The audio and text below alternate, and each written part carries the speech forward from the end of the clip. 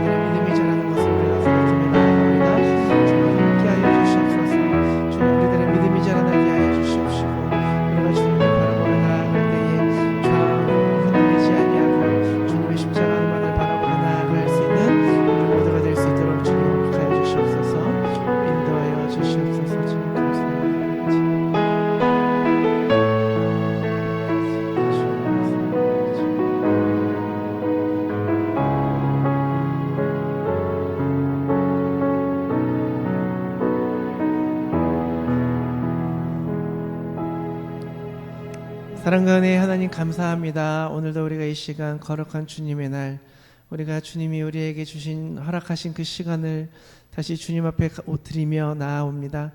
주님, 우리에게 우리 교회 안에 회복의 영이 있게 하여 주시옵시고, 주님의 말씀을 찾는, 주님을 찬양하기를 원하는 간절한 마음으로 이곳에 모여서 함께 주님께 예배드리며 나아갈 수 있는, 주님이 보시기에 가장 아름답고 기쁨이 되는 우리들의 모습이 될 수 있도록 주님 인도하여 주시옵소서. 이 시간 함께 말씀 나눌 때에 주님께서 말씀을 전하는 종의 입술을 축원하여 주시옵시고, 온전히 진리가 이 시간 선포되어질 수 있도록 함께하여 주시옵소서. 감사드리며 예수 그리스도 이름으로 기도드렸습니다. 아멘. 아멘. 여러분 잘 오셨습니다. 우리 함께 오늘 주시는 하나님의 말씀 보시겠습니다. 사도행전 1장 8절 말씀입니다. 우리에게 주시는 말씀 사도행전 1장 8절 한 절이지요. 우리 한 절 다 같이 천천히 합독하도록 하겠습니다. 시작. 오직 성령이 너희에게 임하시면 너희가 권능을 받고 예루살렘과 온 유대와 사마리아와 땅끝까지 이르러 내 증인이 되리라 하시니라. 아멘. 여러분 잘 아는 말씀이시지요. 오늘 우리가 읽은 이 성경이 한 구절이요, 굉장히 짧고 외우기도 쉬운 구절인데, 여기 이제 우리 모든 기독교회사 2000년의 역사가 이 한 절에 다 담겨져 있습니다. 예루살렘에서부터 유대와 사마리아와 땅끝까지 우리를 향한 하나님의 계획이, 우리가 함께 모여서 예배드릴 수 있는 그 열매가 바로 이 한 구절 때문이거든요. 그래서 하나님의 계획은 초대교회 때부터 본문에 나와 있는 대로 계속해서 성취되어 왔고요. 오늘 우리들의 이 모습도 그 하나의 열매라고 얘기를 할 수 있습니다. 십자가의 복음, 성령의 능력이 아니었다면 오늘날 우리에게까지 이 복음이, 이 말씀이 이렇게 미치지 못했겠죠. 예수님의 십자가의 이 사건이요, 어찌 보면 그냥 한 젊은 청년의 죽음으로 끝날 수 있었던 그 사건이, 그냥 단순히 한 사형수의 이야기로 끝날 수 있었던 그 사건이, 전 세계적인 이 구속의 사건이 될 수 있었던 것은 바로 성령의 능력이라는 거죠. 성령의 능력 때문이라는 겁니다. 성령의 능력이 아니었다면 그냥 이 십자가의 사건은 그냥 많은 도둑들, 그냥 죽어 마땅한 사람들의 그 사람들 중에 한 명의 죽음으로 끝날 수 있었다라는 거죠. 하지만 성령의 능력으로 십자가의 복음이 전해지면서 오늘날 이 기독교가 전 세계로 전해지게 되고 자리 잡게 됐다라는 것입니다. 여러분, 복음이라는 것은요, 우리가 입에서 입으로 전한다고 얘기할 수 있겠지, 생각할 수 있겠지만 성령의 능력을 타고 성령의 능력으로 전해져야 됩니다.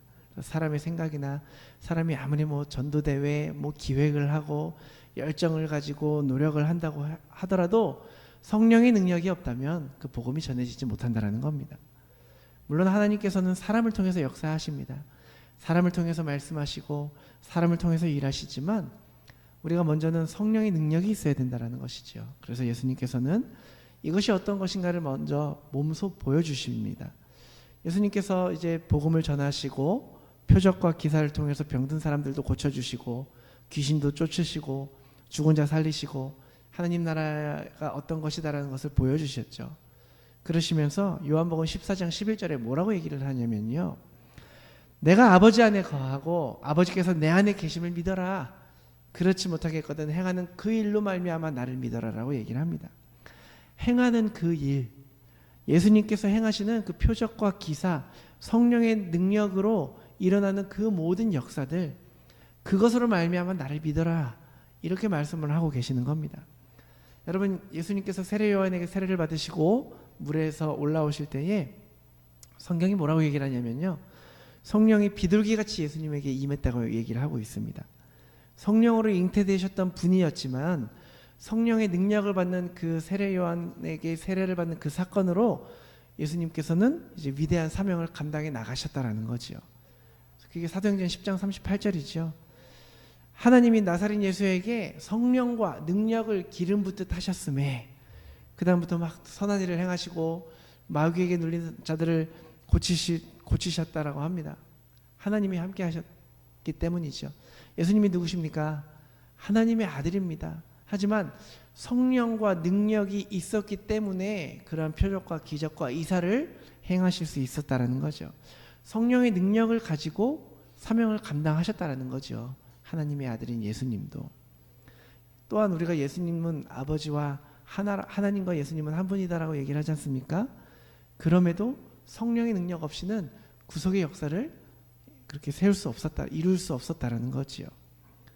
그리고 이 예수님께서 승천하시면서 제자들에게 마지막 한마디를 남기시는데 뭐라고 얘기를 합니까? 성령 받아라. 오직 성령이 임해야, 너희가 하나님의 능력이 있어야 너희가 그렇게 갈 수 있다라고 얘기를 하지 않습니까? 하나님께서 약속하신 그 성령을, 능력을 받아라. 그리고 증인된 삶을 살아라. 그렇게 말씀을 하신다라는 겁니다. 여러분, 예수님의 제자들 출신이 주로 어디죠? 갈릴리죠. 갈릴리가 어디냐면 이제 나옵니다. 좀 북쪽이에요. 서드버리랑 굉장히 비슷하네요. 온타리오의 북쪽, 물론 온타리오는 더 북쪽도 있지만 갈릴리가 저 위에예요. 예루살렘이 어디 보이시죠?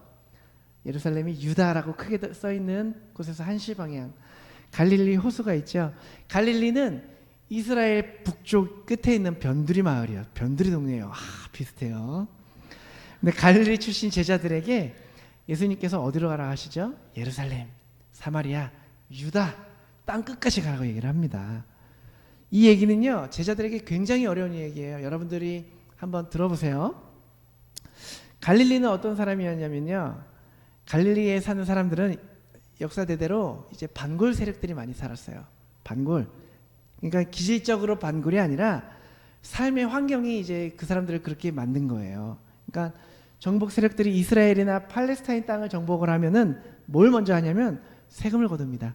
갈릴리 지역 사람들은 주로 뭘 했냐면 어업을 하거나 농업을 했어요. 농사를 짓거나 물고기를 잡았어요. 근데 농사를 짓거나 물고기를 잡으면 세금으로 다 뺏겨버리는 겁니다.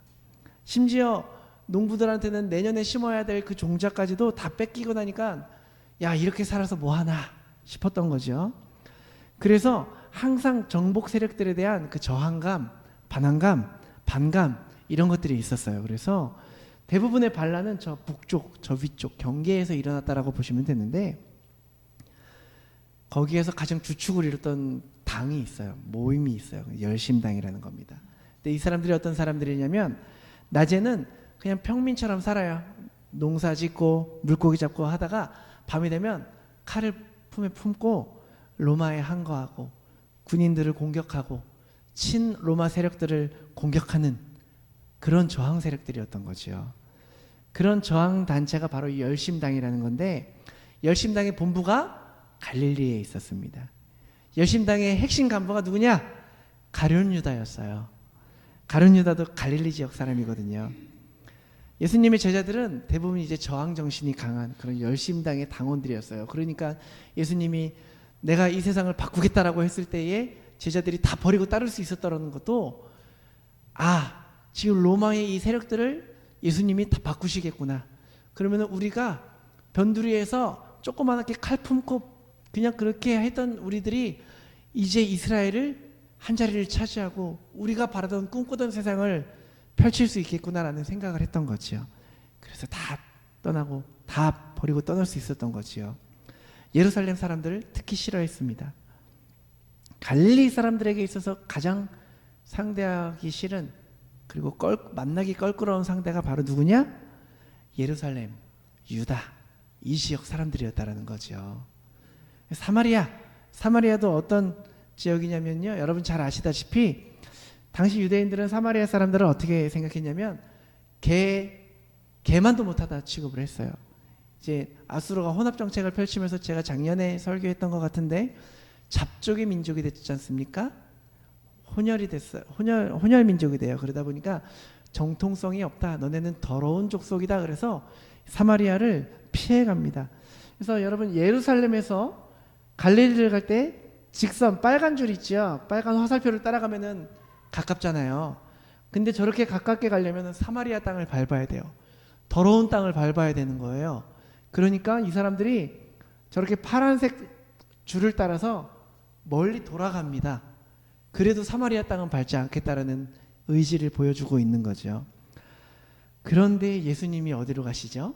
사마리아를 가셔서 사마리아 여인을 만나시고 엄청난 이슈가 됐었던 거죠. 근데 예수님께서는 제자들에게, 갈릴리 출신들에게 껄끄러운 사람들, 그 사람들에게 가라, 상대하기도 싫은 사람들에게 가라 라고 얘기를 하는 겁니다. 땅 끝으로 가라는 게 무슨 얘기입니까? 이방인들에게 가라는 거잖아요. 이방인들에게. 그 얘기는 차라리 사마리아를 가면 사마리아를 갔지 이방인들에게는 가지 못했을 겁니다. 이게 또 이유가 있는데요. 당시 유대에 좀 피곤하시죠? 당시 유대에는 두 학파가 있었어요. 힐렐 학파와 또 샴마이라는 학파가 있었어요. 근데 이걸 알면 조금 더 성경을 보실 때 도움이 되실 건데, 샴마이 학파는 어떠냐? 구원은 유대인에게만 있다. 이런 사상을 가지고 있는 학파였어요. 다른 이방인들에게는 구원이 없다라고 생각하는 사람이에요. 그런데 힐렐 학파는 어떤 사람이냐? 하나님의 구원은 이방인들에게까지도 열려있다라고 주장하는 학파가 힐렐 학파였던 거예요. 이 힐렐이라는 게 사람 이름인데, 이 사람의 손자가 가말리엘이라는 사람이에요.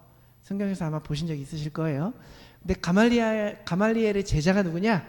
여러분 잘 아시는 사도 바울입니다. 이방인에게 구원이 있다. 그래서 사도 바울이 이방인에게 갈 수 있었던 이유 중에 하나지요. 샤마이 학파는 아까 뭐라 그랬어요? 이방인에게 절대 구원이 없다. 갈릴리 지역에서 유일하게 선지자가 한 명 나옵니다. 구약시대에. 그게 누구냐면 요나 선지자.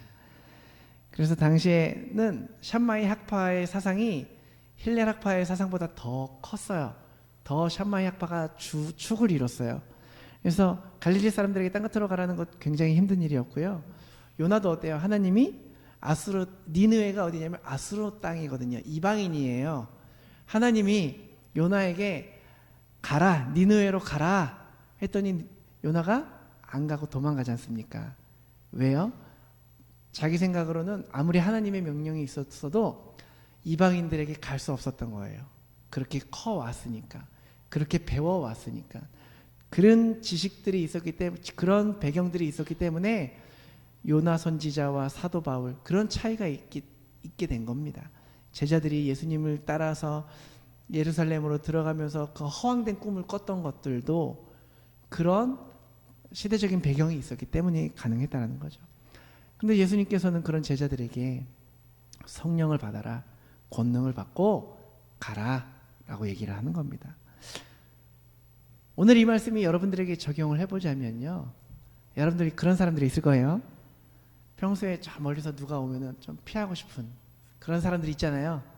좀 마주치기 싫은 사람들, 좀 배신했던 사람들, 나 뒤통수 쳤던 사람들, 그냥 물론 인간의 관계에 상하가 없다지만 좀 저 사람은 좀 싫다, 그런 사람들 있지 않습니까? 그게 여러분들에게 있어서 예루살렘이고 유다고 사마리아 될 수 있다라는 거죠. 여러분들의 사마리아 한 사람씩은 다 있잖아요. 없으세요? 저는 있습니다. 없으신 분들 대단하십니다. 때로는요, 내 배우자가 사마리아가 될 수도 있어요. 어떤 분이 그래요. 어떤 때에는 신랑이 밥 먹는데 그 모습만 봐도 꼴 보기가 싫더라는 거예요. 네, 배우자인데 평생을 같이 사는 동반자인데 미운 거예요. 그때는 내 사마리아가 될 수 있는 거죠. 저도 처음에 결혼하고는 몰랐거든요. 근데 나중에 알게 됐어요. 어쩜 달라도 이렇게 다를까. 다 반대예요.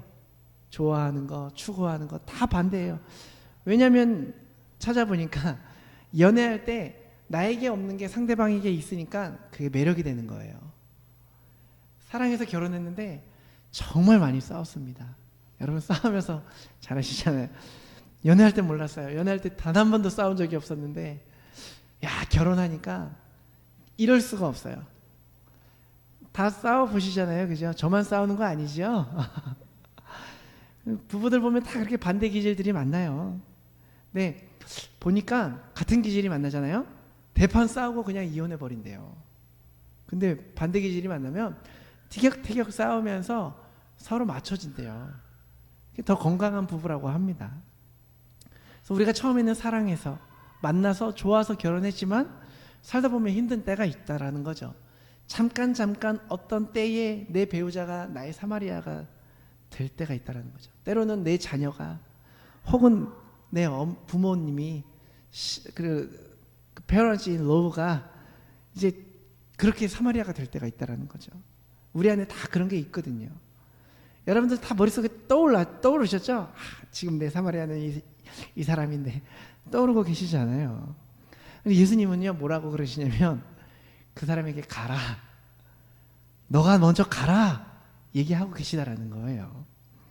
근데 너 혼자 힘으로는 못 가니까 성령 받아서 가라 얘기한다라는 거죠. 선지자인 요나도 성령 없이 난 못 갔습니다. 물고기 배에서 3일 밤낮으로 회개하며 성령 받아서 갔지 않습니까? 얼마나 힘든 얘기인지 안다라는 거죠. 이 사람이라는 누구나 다 감정이라는 게 있지 않습니까? 이 감정이 참 미묘해요. 사람들 사이에서 건드리면 안 되는 것 중에 하나가 그 감정, 건드리면 안 되는 건데 몰라요. 상대방이 어떠한 감정을 가지고 있는지. 고슴도치 예화가 있었는데 사람이 사람을 보면서 알게 모르게 상처를 주고받는데 33,000번 이상의 상처를 준다고 합니다. 그래야 서로 다치지 않는 적정선이 생긴다라는 거죠.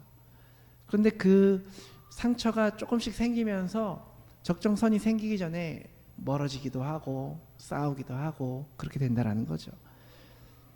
근데 아무리 우리가 성령 충만해도요, 그 감정이 건드려지면 이 성령 충만이 잘 안 된다라는 거죠.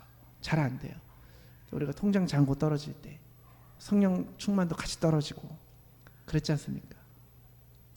초대교회도요, 성령 충만했습니다. 같이 모여서 기도할 때 성령이 불의 혀같이 임했다라고 나오지 않나요? 모든 것을 다 통용하고 나누고 필요한 것을 채워주고 했지 않습니까? 그런데 사마리아로 안 갔어요. 유대로 안 갔고 땅끝으로 가질 않았습니다.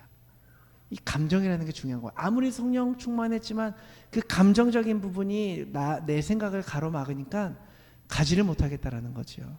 이 얘기가 뭐냐면요, 이 예수님이 말씀하시는 사마리아, 유대, 예루살렘과 땅끝 이런 것들이 감정, 지역적인 의미도 포함이 되지만 이 심리적인 벽을 뛰어넘으라는 겁니다. 여러분, 절대 용서하지 못할 것 같은 사람이 있잖아요. 생각만 해도 나에게 상처가 되고 막 치를 떨게 하는 그런 사람들이 있지 않습니까? 그런 분쟁과 갈등이 있는 그 현장으로 성령을 받고 가라는 거지요. 이것이 바로 하나님의 뜻이라는 겁니다. 사람이 노력한다고 변화가 일어날 수 없어요. 이성, 사람의 의지를 넘어서는 그런 성령의 역사가 있어야, 그래야 변화가 일어나게 된다는 거죠. 예전에 제가 있었던 교회, 토론토 말고요, 예전에 있었던 교회 중에 어떤 집사님이 이제 간증을 해요. 그때는 이제 오후 예배 시간에 서로 나와서 간증하는 그런 시간들도 갖고 했는데, 가족 간에 좀 이제 문제가 있었다고 합니다. 그렇게 가족이 원망스러웠대요. 근데 성령 체험을 하게 되니까 마음이 달라졌다라는 거예요. 미움이 사라졌다라는 거예요. 전에는 아니 어떻게 그럴 수 있어? 계속 정죄가 나오고 미운 모습이 보이고 원망이 나오고 그랬는데, 성령을 받고 나니까 오죽하면 그랬을까? 오죽하면 그랬을까? 생각이 달라지더랍니다. 마음이 달라지더랍니다. 성령을 받으니까 그 관점이 달라지게 되고 생각이 바뀌게 되고 그 관계가 변화가 일어나기 시작했다라는 거죠. 내 힘으로 할 수 없습니다. 성령님이 우리 안에 계셔야, 우리가 성령 충만해야 그런 변화가 올 수 있다라는 겁니다. 우리가 머리로는 다 이해합니다. 성경에도 나와 있잖아요. 하지만 변화가 잘 오지 않지 않습니까? 아까도 말씀드렸지만 우리의 의지와 노력으로 다 되는 게 아닙니다. 하나님은 사람을 통해 쓰지만 우리가 성령 충만해야 성령 충만한 사람을 통해서 사용하십니다.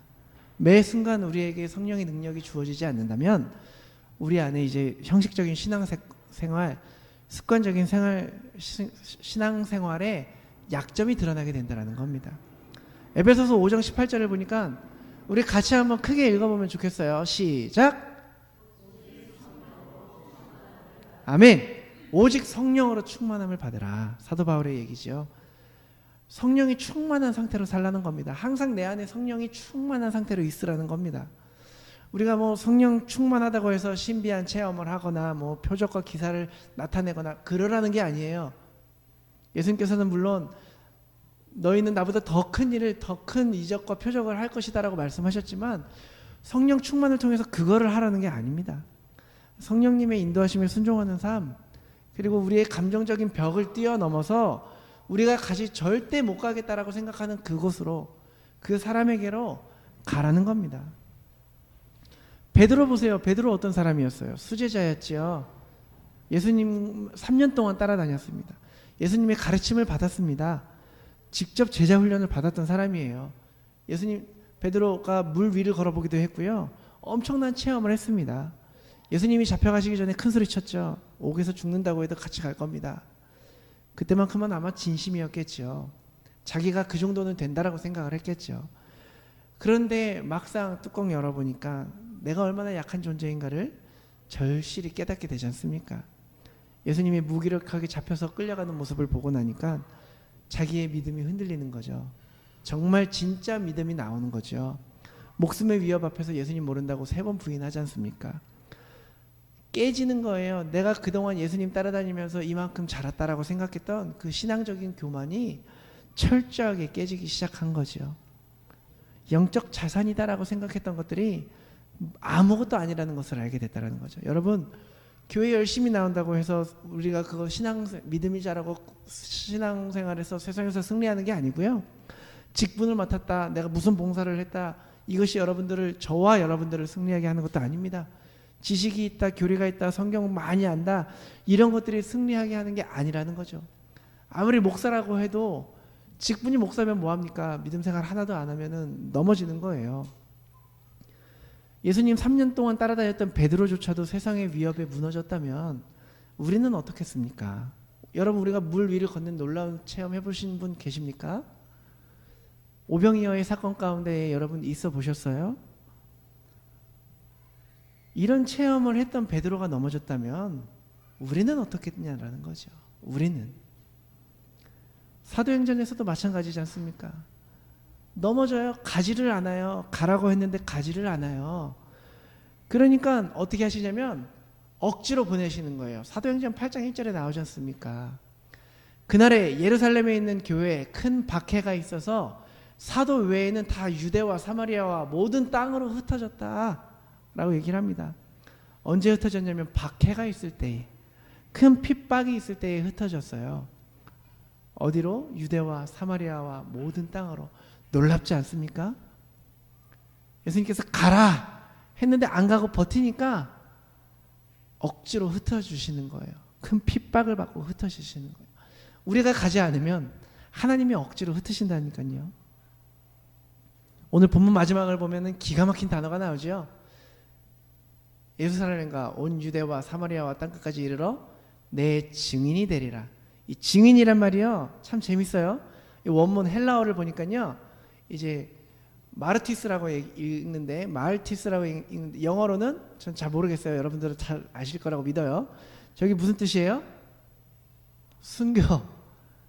이런 뜻이 순교의 뜻이죠. 심리적인 감정의 벽을 넘어서 내가 절대로 못 가는 곳을 가는 것은요 내가 순교하는 마음으로 가야 된다는 거예요. 내가 저 인간 만나서 화병이 도져서 죽는 한이 있더라도 하나님이 가라고 하셨으니 가겠다. 간다라는 거예요. 정말 보기 싫은 사람, 나에게 있어서 사마리아와도 같은 사람에게 순교하는 마음으로 가야 된다라는 거죠. 근데 중요한 것은 뭡니까? 오직 성령의 능력으로. 오직 성령의 능력으로. 내가 가면 내가 그냥 내 생각으로 가면 죽어요. 나도 죽고 저 사람도 죽고 같이 죽어요. 성령의 능력을 받아가야 성령님께서 회복시켜 주신다라는 겁니다.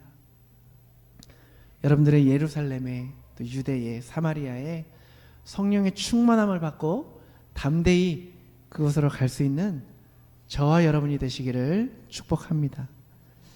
그러면 우리 마지막으로 우리가 어떻게 성령 충만을 받을 수 있을까? 또 그것을 지속적으로 성령 충만한 상태를 유지할 수 있을까요? 답이 나왔죠? 오늘 제자들이요 예수님의 말씀을 듣고 뭘 했냐면요 다락방에 올라갑니다. 그리고 오로지 기도에 힘썼다고. 오로지 기도에 힘쓰더라. 예수님의 어머니 마리아를 비롯해서 12제자를 비롯해서 그곳에 모인 약 120명의 형제들이 다락방에 올라가서 오로지 기도에 힘썼다라는 거죠. 하나님 앞에 머물렀어요. 간절한 소망을 가지고 오로지 기도했다라는 겁니다. 그랬더니 하늘이 열리고 오순절 성령의 권능이 부어진 겁니다. 그 성령의 능력으로 자신들이 먼저 변화가 되었고 그 다음에 끝까지 지키지 못했던 그 선을 못 넘어가니까 하나님이 어떻게든 그 벽을 넘게 해서 세상을 변화시켜 나갔다는 겁니다. 여러분 하나님의 뜻이 우리에게 임하면요 어떻게든 하나님께서는 우리를 통해서 그것을 사용하십니다. 그런 말이 있죠. 맞고 갈래 그냥 갈래. 네. 그냥 하나님이 흩으실 때요 그냥 흩으시지 않고 큰 박해가 있대요. 박해가 있고 큰 핍박이 있어서 흩으셨대요. 핍박과 박해를 통해서 가시겠습니까? 성령의 능력으로 그냥 가시겠습니까? 우리에게 달려있다라는 거죠. 여러분 기도해야 합니다. 성령의 능력을 받기 위해서는 기도하셔야 합니다. 교회가 기도에 힘써야 하는 이유가 바로 여기에 있다라는 거죠. 우리가 다 주님 앞에 머물면서 여러분들이 때로는 여러분들의 가정에서 골방에서 기도하시는 시간이 필요하고 함께 모여서 기도하는 시간이 필요하다라는 겁니다. 그렇게 기도할 때에 성령님이 우리에게 그 능력을 부어주신다라는 겁니다. 베드로가 어땠어요? 뭐 좀 되는 줄 알았더니 막상 뚜껑 열어보니까 무기력한 실패만 하지 않습니까? 배신하고 등 돌리고 돌아서지 않습니까? 머리로는 알겠는데 내 마음이 앞서고 내 감정이 앞서서 행하지 못하는 분 계십니까? 막 눈치 보듯 신앙생활을 하거나 교회에 좀 회의적인 생각하고 계신 분들 계시다면 그 모두에게 성령의 능력이 필요한 겁니다. 여러분 주님 앞에 나오시기 바라고요. 기도의 자리로 나오시길 바랍니다. 기도하실 때에 각자가 그 연약함이 있다면 엎드릴 때에 하나님 앞에 다 나의 자금을 알고 나의 연약함을 알고 하나님께 엎드리며 나아갈 때에 하나님께서 그 약할 때 강함 되신다고 하시지 않습니까? 하나님께서 누구보다도 연약한 인간들에게 성령의 능력이 필요하다는 사실을 아시고 우리가 구할 때 주신다는 겁니다.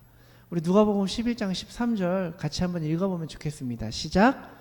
너희가 악할지라도 좋은 것을 자식에게 줄 알거든 하물며 너희 하늘 아버지께서 구하는 자에게 성령을 주시지 않겠느냐 하시니라. 여러분 아멘이십니까? 구해야 주십니다. 구할 때 하나님께서 주시는 거지요. 십자가에 예수님까지 못 박혀서 죽게 하신 하나님이십니다. 우리를 위해서 할 수 있는 것 다 했다라는 거예요. 내 자식을 우리를 위해서 바쳤다라는 것은 다 줄 수 있다라는 겁니다. 구하기만 하면 주신다라는 겁니다. 우리가 함께 모여서 기도에 힘쓰고 성령의 능력을 구할 때에 하나님께서 허락하시는 성령을 받으시고 여러분들의 사마리아, 여러분들의 예루살렘과 유대와 온 땅으로 여러분들의 생각을 넘어서 가실 수 있는, 하나님께 쓰임받을 수 있는 저와 여러분이 되시기를 주님의 이름으로 축복합니다. 이 시간에 함께 찬양하고 같이 기도하는 시간 가지면 좋겠어요. 우리 성령이여 임하소서 찬양하면 좋겠는데요. 찬양이 아시는 분도 계시겠지만 함께 박수치면서 뜨겁게 박수치면서 찬양하시고 함께 뜨겁게 우리 기도하는 시간을 가지면 좋겠습니다. 그래서 제가 말씀 후에 되도록이면 기도하려고 하는 게, 여러분 뭘 댁에서도 기도하시겠지만 함께 모여서 기도하는 이 시간이 정말 귀하거든요. 우리 힘차게 찬양하시고 또 기도하시는 시간 갖도록 하겠습니다.